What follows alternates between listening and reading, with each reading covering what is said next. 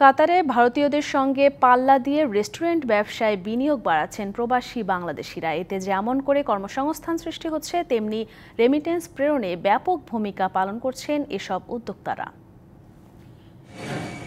মধ্যপ্রাচ্যের দেশ কাতারে প্রতিনিয়ত বাড়ছে বাংলাদেশি মালিকানাধীন রেস্টুরেন্ট। খাবারের গুণগত মান বজায় রাখতে বদ্ধপরিকর এই সব রেস্টুরেন্টগুলো। বিশেষ করে প্রতিযোগিতার বাজারে অ্যারাবিয়ান খাবারের তালিকায় নতুন করে যুক্ত হচ্ছে বাংলাদেশিদের নাম। তাছাড়া কাতারিদের জন্য তৈরি করা খাবার পরিবেশনেও আয়োজন করা হয়েছে এলাহি কাণ্ড।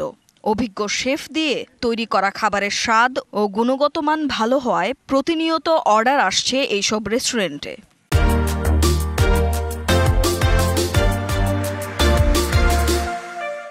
আমাদের অনেক বাংলাদেশি ভাই ফ্যামিলি নিয়ে আসে, ওনারা একবারই ভিজিট করাতে আমরা যতটুকু আমরা প্রমাণ পেয়েছি, ওনারা বারবারই আমাদের হোটেল রেস্টুরেন্ট অ্যাডভাইস করে থাকে। আশা করতেছি এই ব্রাঞ্চে যারা বাঙালি ভাই যারা আছেন, ফ্যামিলি নিয়ে আসেন, অবশ্যই আসবেন। আশা করি সেম টু সেম আপনারা খাবার পাবেন।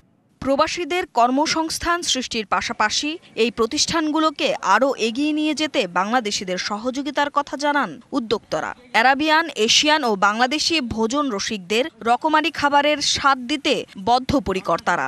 আপনাদের সহযোগিতায় আমরা আরো ব্যবসায়ীকে নিতে পারবো।